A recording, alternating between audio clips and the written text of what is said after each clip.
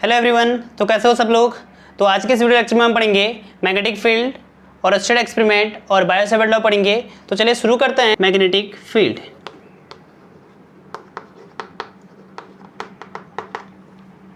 तो magnetic field क्या होता है। तो मैग्नेटिक फील्ड नॉर्मली किसी मैग्नेट के अराउंड का वो रीजन जहां तक उस मैग्नेट का इफेक्ट पड़ता है उस रीजन को हम क्या बोलते हैं, मैग्नेटिक फील्ड बोलते हैं। The space surrounding a magnet, इसकी डेफिनेशन लिखेंगे तो लिखेंगे the space around a magnet, the space around a magnet where its influence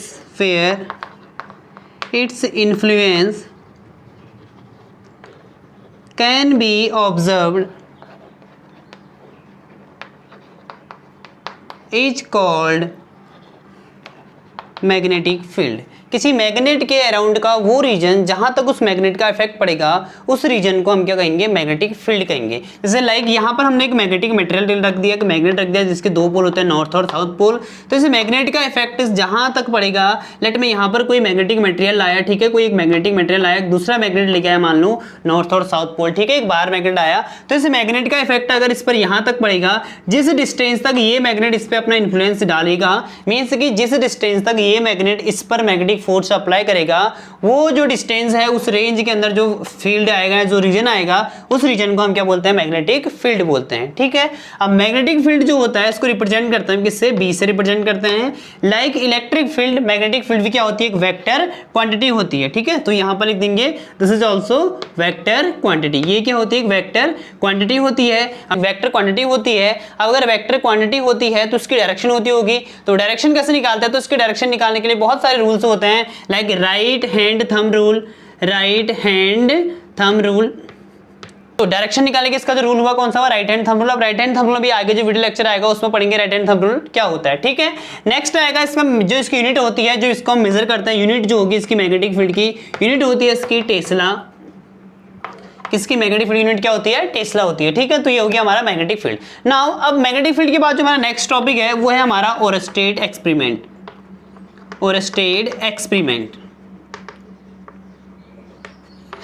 okay, Oersted experiment क्या था। तो ओरस्टेड ने अपना एक्सपेरिमेंट क्यों दिया था, ओरस्टेड एक्सपेरिमेंट में क्या था, तो ओरस्टेड ने अपने एक्सपेरिमेंट में कहा था कि जब किसी कंडक्टर से करंट फ्लो होता है तो उसके अराउंड मैग्नेटिक फील्ड क्या होता है, सेट हो जाता है। ये ओरस्टेड ने कहा था कि जब किसी करंट कैरिंग कंडक्टर में, ठीक है, जब किसी कंडक्टर में करंट फ्लो होता है तो उसके अराउंड क्या प्रोड्यूस होता है, मैग्नेटिक फील्ड होता है। मैग्नेटिक फील्ड प्रोड्यूस, ओरस्टेड ने कहा कि magnetic field produced around any current carrying conductor, current carrying conductor. और उनने एक्सपेरिमेंट करके भी दिखाया। ठीक है, उनने क्या कहा कि जब किसी करंट कैरिंग कंडक्टर में, ठीक है, तो उन्होंने कहा कि जब किसी कंडक्टर में करंट फ्लो होता है तो उसके अराउंड क्या होता है, मैग्नेटिक फील्ड सेट हो जाता है। जैसे एक कंडक्टर है, अगर इसमें करंट फ्लो हो रहा है ये, तो इसके अराउंड क्या प्रोड्यूस होगा, इसके अराउंड, तो इसके अराउंड क्या प्रोड्यूस जाता है, इस डिस्टेंस में मैग्नेटिक फील्ड प्रोड्यूस जाता है। ऐसा किसने कहा, और स्टेट ने अपने एक्सपेरिमेंट में कहा कि किसी कंडक्टर में अगर करंट फ्लो हो रही है तो उसके अराउंड क्या प्रोड्यूस होता है, मैग्नेटिक फील्ड प्रोड्यूस होता है। और सोर्स ऑफ मैग्नेटिक फील्ड वैसे भी क्या होता है, चार्ज कैरियर होता है, मूविंग चार्ज कैरियर। देखिए कैसे, अब नॉर्मली जो हम इससे पहले फर्स्ट चैप्टर में जब पढ़ते थे, जब हमारा चार्ज क्यू, अगर क्यू हमारा रेस्ट में होता था, जब चार्ज क्यू रेस्ट में होता तो हमारा क्या प्रोड्यूस होता है, इलेक्ट्रिक फील्ड प्रोड्यूस होता था। तब उस केस में क्या प्रोड्यूस होता था, हमारा इलेक्ट्रिक फील्ड प्रोड्यूस होता जब चार्ज क्यू रेस्ट में होगा। ठीक है, अगर यही चार्ज क्यू अगर हमारा किस में आ गया, अगर ये चार्ज क्यू मोशन में आ गया तो चार्ज के मोशन में आने से क्या प्रोड्यूस होता है, इलेक्ट्रिक करंट प्रोड्यूस होता है, इलेक्ट्रिक करंट, जो हमने चैप्टर नंबर 3 में पढ़ा था। ठीक है, चार्ज जब मोशन में होगा तो इलेक्ट्रिक करंट प्रोड्यूस होता है, और इलेक्ट्रिक करंट से क्या प्रोड्यूस होता है, मैग्नेटिक फील्ड प्रोड्यूस होता है। ऐसा किसने कहा, और स्टेट ने कहा कि जब किसी कंडक्टर में करंट फ्लो होता है तो उसके अराउंड क्या प्रोड्यूस होता है, मैग्नेटिक फील्ड प्रोड्यूस होता है। तो इस एक्सपेरिमेंट को स्टेट ने क्या किया, एक कंडक्टर लिया, उसमें एक कंडक्टर को कनेक्ट कर दिया, किससे, एक बैटरी से कनेक्ट कर दिया। ठीक है, ये हमारा कंडक्टर हो गया A and this is point B. ठीक है, इस कंडक्टर में यहां से करंट आई, क्या हुआ, फ्लो हुआ, ऐसा कुछ, यहां से करंट गया, इधर से करंट आया, तो ये हमारा कंडक्टर हो गया। ठीक, इसके अराउंड ने क्या रखा है, कंपास रखा। ठीक है, कंपास रखा है यहाँ पर, ये हमारा क्या है, कंपास है। और ये ऑब्जर्व किया, जब उनने क्या किया, यहाँ पर क्या लगाई, एक स्विच लगाया। ठीक, जब स्विच ऑफ था तो कंपास में कोई डिफ्लेक्शन नहीं हुआ, जब स्विच को ऑफ रखा तो कंपास में कोई डिफ्लेक्शन नहीं हुआ। जैसे ही स्विच को ऑन किया तो कंपास के नीडल में क्या हो गया, डिफ्लेक्शन होना शुरू हो गया। स्विच ऑन होने का मतलब सर्किट में करंट फ्लो हो गया। करंट फ्लो होने का मतलब कंपास के नीडल में क्या हुआ, डिफ्लेक्शन हुआ। और कंपास के नीडल में डिफ्लेक्ट कब होता है, जब उसके अराउंड क्या होगा, कोई मैग्नेटिक मटेरियल होगा। मींस कि सिर्फ वायर के अराउंड कहीं ना कहीं क्या हो रहा था, मैग्नेटिक फील्ड प्रोड्यूस हो रहा था। जैसे ही करंट की डायरेक्शन रिवर्स करी तो कंपास में जो डिफ्लेक्शन था उसकी डायरेक्शन भी क्या हो गई, रिवर्स हो गई। इससे कंक्लूजन क्या निकला, कंक्लूजन ये निकला कि किसी कंडक्टर में जब करंट फ्लो होता है तो उसके अराउंड क्या प्रोड्यूस होता है, मैग्नेटिक फील्ड प्रोड्यूस होता है। और यही एक्सपेरिमेंट किसने दिया था, ओरस्टेड ने भी यही बोला था कि किसी कंडक्टर में जब करंट फ्लो होगा तो उसके अराउंड क्या होगा, मैग्नेटिक फील्ड क्या होता है, प्रोड्यूस होता है। ठीक है, कि ओरस्टेड ने हमें ये तो बता दिया था कि किसी कंडक्टर में जब आई अमाउंट ऑफ करंट फ्लो होता है तो उसके अराउंड मैग्नेटिक फील्ड क्या होता है, प्रोड्यूस होता है। ठीक, अब कितना amount of magnetic field produce होता है इसके बारे में उन्होंने कोई इंफॉर्मेशन नहीं दी थी। तो किसी कंडक्टर में जब आई अमाउंट ऑफ करंट फ्लो होगा तो उसके अराउंड कितने amount of magnetic field produce होगा, तो उसके लिए हमारे पास एक न्यू लॉ होता है। जैसे इलेक्ट्रोस्टैटिक फील्ड में क्या था, हमारे पास कूलम्ब्स लॉ था, तो वैसे ही यहां पर मैग्नेटिक फील्ड में हमारे पास किसका लॉ होता है, अमाउंट ऑफ मैग्नेटिक फील्ड बताने के लिए, मैग्नीट्यूड ऑफ मैग्नेटिक फील्ड बताने के लिए किसका लॉ आता है, बायो-सेवर्ट लॉ। तो बायो-सेवर्ट लॉ ने हमें क्या बताया था, मैग्नीट्यूड ऑफ मैग्नेटिक फील्ड। ठीक है, मैग्नीट्यूड ऑफ मैग्नेटिक फील्ड बताया था किसने, बायो-सेवर्ट लॉ ने, कि कितना amount of magnetic field produce होगा किसी करंट कैरिंग एलिमेंट से। ठीक है, तो इनने जो लॉ दिया था किसी करंट कैरिंग एलिमेंट से कितना मैग्नेटिक फील्ड प्रोड्यूस होगा, करंट एलिमेंट बोल सकते हैं। ठीक है, करंट कैरिंग एलिमेंट या करंट एलिमेंट बोल सकते हैं उसको, उससे कितना मैग्नेटिक फील्ड प्रोड्यूस होगा उसके लिए बायो-सेवर्ट ने लॉ दिया था। ठीक है, तो ये लॉ क्या, देखिए सबसे पहले इसका डायग्राम बनाएंगे। ये हमने एक कंडक्टर लिया किसका, जो कि है एल लेंथ है कंडक्टर। ठीक, इस कंडक्टर में आई अमाउंट ऑफ करंट क्या हो रहा है, फ्लो हो रहा है। ओके, अब इस कंडक्टर में हमने छोटा सा एलिमेंट, ठीक है, पूरे कंडक्टर की लेंथ क्या हो गई, एल हो गई, तो इसमें एक छोटा सा लेंथ का एक क्या लेंगे हम, लेंथ का एक छोटा सा एलिमेंट लेंगे जिसकी लेंथ कितनी है, डी एल। ठीक है, अब इस पूरे कंडक्टर में जो करंट फ्लो हो रहा है कितना हो रहा है, आई करंट फ्लो हो रहा है, तो इस छोटे से एलिमेंट में, ठीक है, लेंथ में कितना करंट प्रोड्यूस फ्लो होगा, तो इसमें होगा आई इंटू डी एल, और इस आई डी एल को हम क्या बोलते हैं, करंट एलिमेंट बोलते हैं। ठीक है, तो ये आई डी एल क्या हो जाएगा, हमारा करंट एलिमेंट। ओके, तो उन्होंने क्या कहा कि किसी स्मॉल डीएल करंट एलिमेंट से आर डिस्टेंस पर, ठीक है, यहां से आर डिस्टेंस पर, और इसके साथ एंगल क्या लेता है, लिया हमने थीटा एंगल। ठीक है, इस करंट एलिमेंट से आर डिस्टेंस पर क्या लिया, एक पॉइंट क्या लिया, पी।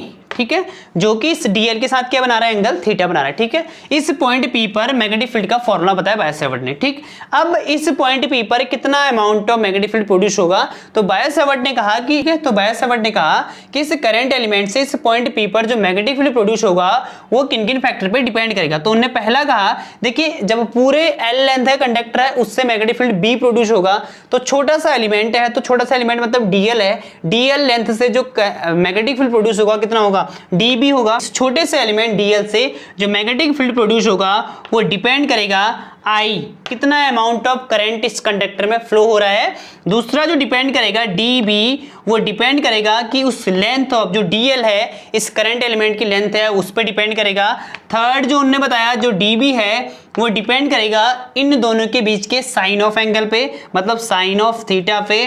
फोर्थ फैक्टर उन्होंने बताया कि जो मैग्नेटिक फील्ड स्मॉल एलिमेंट से प्रोड्यूस होगा पॉइंट पी पर, वो डिपेंड करेगा उसके डिस्टेंस के स्क्वायर के इनवर्सली प्रोपोर्शनल होगा। ठीक, अब इन चारों लॉ को अगर मैं कंबाइन करूं तो यहां से हमें क्या मिलेगा, dB directly proportional to I D L sine of theta upon क्या आ जाएगा, आर का स्क्वायर। ठीक, तो यहां से डीबी इक्वल टू आ जाएगा, प्रोपोर्शन का साइन हटेगा तो क्या आएगा, एक कांस्टेंट, और ये आएगा हमारे पास I D L sine of theta upon R का square. This is Biot Savart law, ये है हमारा बायो-सेवर्ट लॉ। तो बायो-सेवर्ट ने क्या कहा कि किसी करंट एलिमेंट से किसी पॉइंट पी पर कितना amount of magnetic field produce होगा, उसके मैग्नीट्यूड के लिए उन्होंने एक फॉर्मूला बताया। तो यहाँ पर जो के आया, इस के कांस्टेंट की वैल्यू जो उन्होंने बताई कितनी होती है, म्यू नॉट अपॉन 4 पाई, और जिसकी वैल्यू होती है 10 की पावर -7 इस कांस्टेंट की। यहाँ पर म्यू नॉट क्या है, जहां जो हमारा म्यू नॉट है इसको हम बोलते हैं परमिएबिलिटी ऑफ फ्री स्पेस। ठीक है, परमिएबिलिटी ऑफ फ्री स्पेस,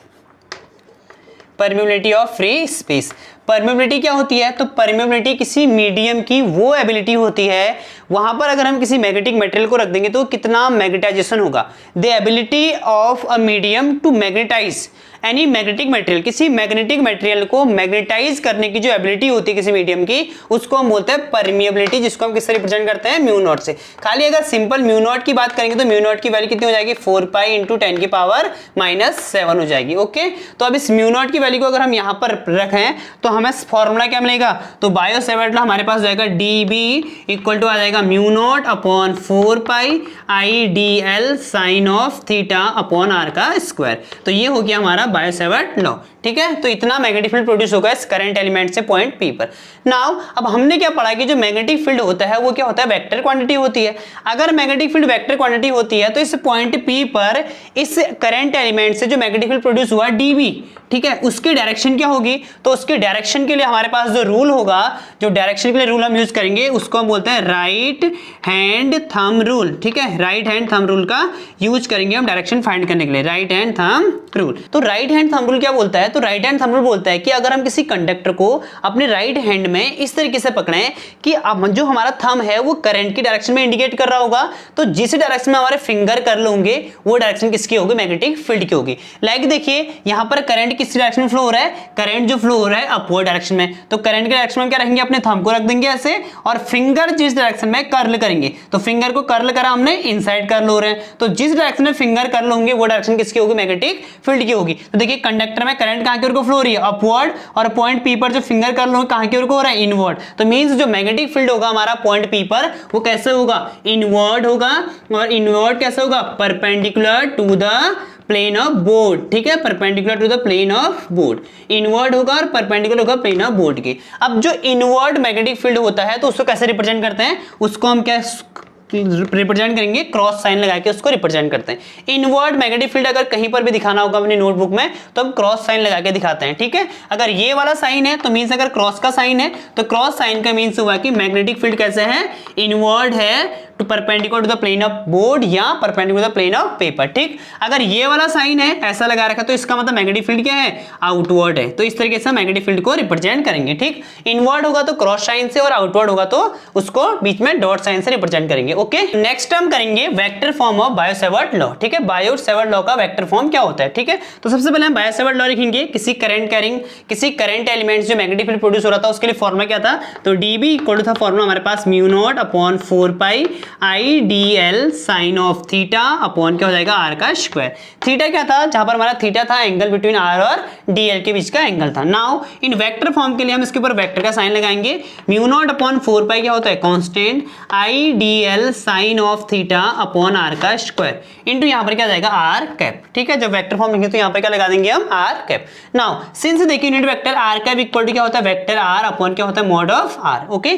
तो यहां पुट करेंगे तो क्या हो जाएगा, डीवी इक्वल टू हमारे पास आएगा mu naught upon 4 pi I D L sine of theta into R vector R upon क्या हो जाएगा, आर स्क्वायर ये था और एक ये वाला आर यहां पर आ जाएगा, ठीक है। आर कैप की जगह पर इस वैल्यू को रिप्लेस कर दिया। नाउ तो यहां से क्या मिलेगा हमें, तो यहां से आएगा हमारे पास डीबी इक्वल टू आएगा म्यू नॉट अपॉन 4 पाई, ठीक है। अब यहां पर देखिए जो नॉर्मल डीएल होगा हमारे पास, ये डीएल का मतलब स्मॉल लेंथ, ठीक है, स्मॉल लेंथ का एलिमेंट था, तो ये तो क्या होता है, ये स्केलर क्वांटिटी होती है। और करंट एलिमेंट जब आईडीएल की बात करेंगे, अगर आईडीएल को एक साथ बोलेंगे, ये हमारा करंट एलिमेंट क्या होता है, हमारा वेक्टर क्वांटिटी होती है, ठीक है। आईडीएल जो होती है करंट एलिमेंट, ये क्या होता है, वेक्टर क्वांटिटी होती है। तो यहां से क्या आएगा, dB equal to mu naught upon 4 pi, तो वी कैन राइट दिस, देखिए A cross B equal to, since we have, हमें पता है कि A cross B equal to क्या होता है, A B sine of theta, okay.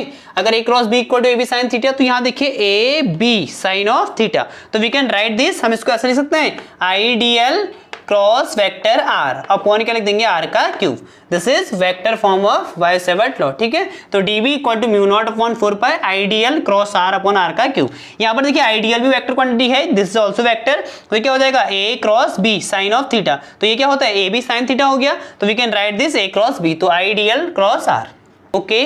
तो आपको मैग्नेटिक फील्ड और स्टेट एक्सपेरिमेंट और बायो-सेवर्ट लॉ इजीली समझ में आ गया होगा। तो अगर वीडियो पसंद आई तो वीडियो को लाइक, शेयर और सब्सक्राइब कर देना, ओके। Thank you.